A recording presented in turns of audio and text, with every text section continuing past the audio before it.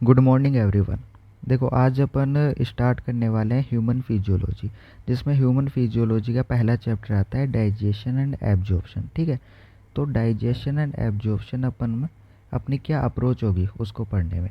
तो देखो उसको अपन 5 पार्ट में डिस्कस करेंगे। ठीक है, पहला पार्ट होगा इंट्रोडक्शन। इंट्रोडक्शन में नॉर्मल अपन डाइजेशन होता क्या है उसके बारे में पढ़ेंगे। ठीक है, दूसरा पार्ट आता है अपना डाइजेस्टिव सिस्टम। उसमें दो चीज़ें होती हैं, एलिमेंट्री कैनाल और डाइजेस्टिव ग्लैंड्स। उनके बारे में पढ़ेंगे। एलिमेंट्री कैनाल्स तो मतलब कहाँ कहाँ से फूड होकर जाता है वो चीज़ें, और डाइजेस्टिव ग्लैंड्स में कौन कौन से डाइजेस्टिव ग्लैंड्स होती हैं और उनके क्या सीक्रेशंस होते हैं उसके बारे में डिस्कस करेंगे।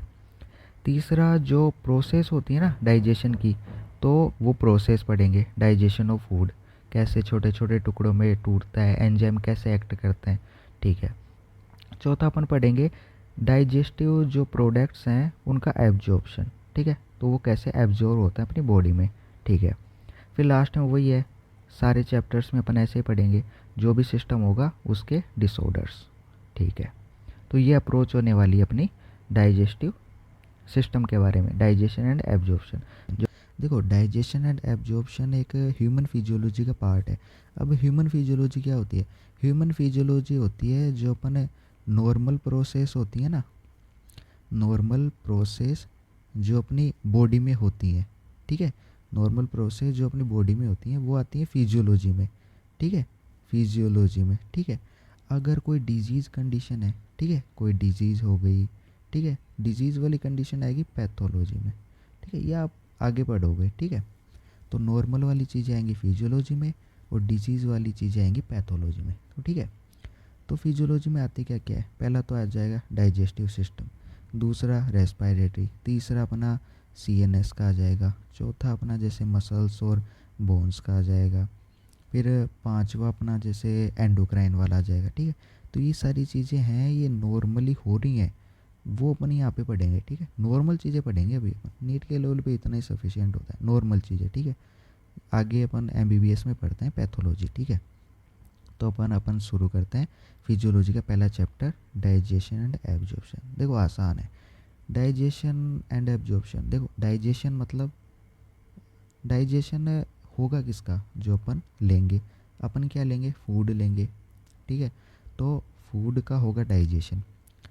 अंदर गया, अंदर गया जैसे अपने माउथ से जाकर ये जो जिन जिन ऑर्गन से होके गुजरेगा ना, फिर लास्ट में निकल जाएगा, एनस से निकल जाएगा। तो वो सारे ऑर्गन के बारे में पढ़ेंगे अभी अपन। अब ऑर्गन में से होके गुजर रहा है, तो ऑर्गन में इसका होगा क्या? एब्जॉर्प्शन होगा। तो ठीक है, ऑर्गन में अपन इसका एब्जॉर्प्शन पढ़ेंगे।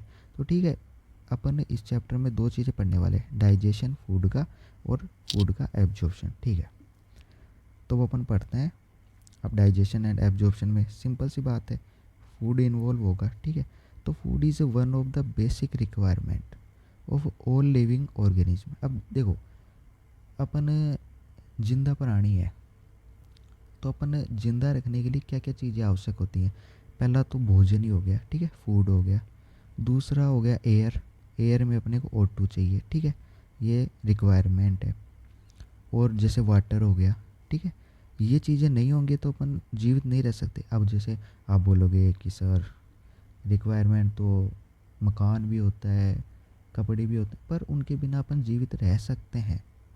ठीक है, अपन जीवित रह सकते हैं, पर इनके बिना जीवित नहीं रह सकते। तो बेसिक रिक्वायरमेंट ये हैं। ठीक है, अब हम पढ़ते हैं फूड के बारे में, फूड के कंपोनेंट पढ़ते हैं। तो देखो फूड में दो चीज़ें होती हैं, major component, minor component. Total 5 चीज़ें होती हैं, जिनमें से 3 तो होते हैं मेजर, 2 होते हैं माइनर। वो 3 कौन से होते हैं? कार्बोहाइड्रेट, प्रोटीन, फैट, ये तो होते हैं अपने मेजर कंपोनेंट। ठीक है, माइनर कंपोनेंट बच गए जो विटामिन्स एंड मिनरल्स। ठीक है, ये डायरेक्ट क्वेश्चन आता है नीट में कि major component carbohydrate, protein, fat. ये तो आसान है, कार्बोहाइड्रेट, प्रोटीन, फैट मेजर होंगे, मिनरल्स और विटामिन्स माइनर होंगे। ठीक है, ये बात हो गई कंपोनेंट्स की। अब अपन पढ़ते हैं फूड अपन लिए, तो फूड ने अपने को क्या दिया? ठीक है, फूड प्रोवाइड्स। अब देखो दो चीज़ें प्रोवाइड होती हैं, एनर्जी, ये तो मेन चीज़ है, ATP। फूड लेंगे, ऊर्जा के लिए तो लेते हैं अपन, एनर्जी के लिए तो लेते हैं, तो एनर्जी किस रूप में आती है, एटीपी के रूप में। अब अपने को ऑर्गेनिक मटेरियल्स भी प्रोवाइड होते हैं, जैसे वही सारी चीज़ें जो भी अभी पढ़ो अपनों ने कि क्या क्या कंपोनेंट्स होते हैं, carbohydrate, protein, fat, vitamins, minerals, ठीक है, ये सारी चीज़ें ऑर्गेनिक मटेरियल्स होती हैं, ठीक है। ये अपन को फूड प्रोवाइड करता है और एनर्जी प्रोवाइड करता है। ये चीज़ें है ना, ये अपने जो टिश्यू होते हैं ना उनकी ग्रोथ और रिपेयर के लिए आवश्यक होती हैं, ठीक है। तो फूड क्या क्या प्रोवाइड करता है, एनर्जी प्रोवाइड करता है। दूसरा ऑर्गेनिक मटेरियल, ऑर्गेनिक मटेरियल में वो लिख देना जो इसके कंपोनेंट्स होते हैं, ठीक है। ये सारी चीज़ें हो गई, और ये क्यों आवश्यक हैं, क्योंकि ये ग्रोथ और रिपेयर करवाते हैं टिश्यू की, ठीक है। अब फूड प्रोवाइड्स ये भी हो गया। अब अपन आते हैं मेन टॉपिक, वाटर। देखो वाटर सिंपल सा है, कभी कभी एमसीक्यू आ जाता है वाटर पे। एमसीक्यू कैसे आता है, वाटर के बारे में पूछ लेगा, ये 4 चीज़ें दे देगा, इनमें से कोई सी भी दे सकते हैं, और लास्ट में दे देगा उपरोक्त सभी, ठीक है। वाटर के बारे में कौन सा सही है, ठीक है, what is correct about water, ठीक है। पहला है plays an important role in metabolic process. ये तो देखो सेल में है ना, सेल जो साइटोप्लाज्म होता है ना वो मेनली वाटर का ही बना होता है, ठीक है। तो मेटाबॉलिक प्रोसेस में तो ये इम्पोर्टेंट है ही, ठीक है। मेटाबॉलिक प्रोसेस होती है साइटोप्लाज्म में सारी, तो इम्पोर्टेंट रोल प्ले करता है मेटाबॉलिक प्रोसेस में। और दूसरा, अब देखो अगर अपन पानी नहीं पियेंगे तो डिहाइड्रेशन हो जाएगा, और उसका उल्टा ही देख लो, पानी पी लेंगे तो डिहाइड्रेशन को कम कर देगा, तो प्रिवेंट डिहाइड्रेशन ऑफ बॉडी, ठीक है। हाँ, ये सबसे इम्पोर्टेंट चीज़ है, ये जो वाटर अपन पीते हैं ना उसका डाइजेशन नहीं होता, इसका सिर्फ एब्जॉर्प्शन होता है, ठीक है। तो वाटर के बारे में क्या 4 चीज़ें हो गई, पहला ये मेटाबॉलिक प्रोसेस होती है ना उसमें इम्पोर्टेंट रोल प्ले करता है।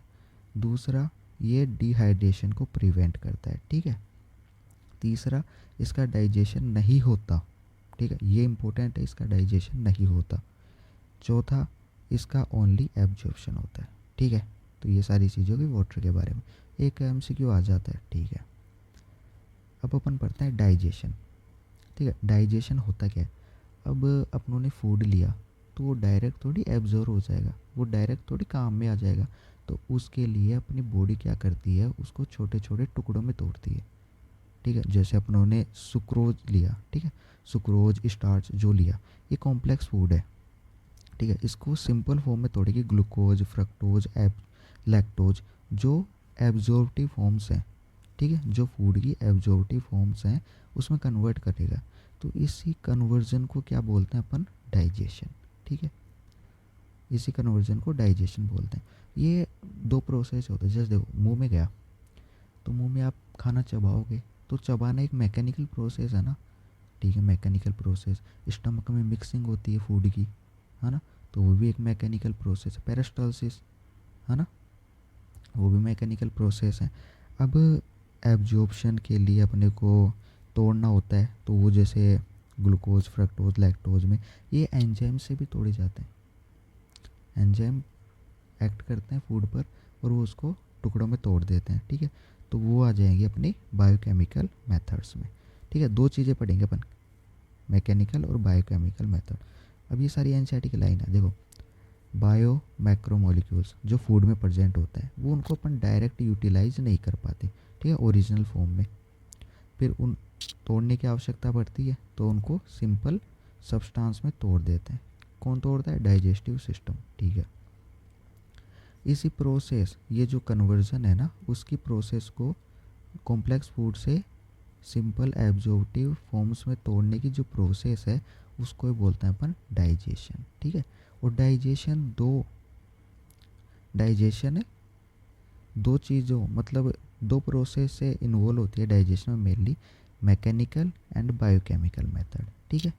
तो ये चीज़ों के डाइजेशन के बारे में, ओके।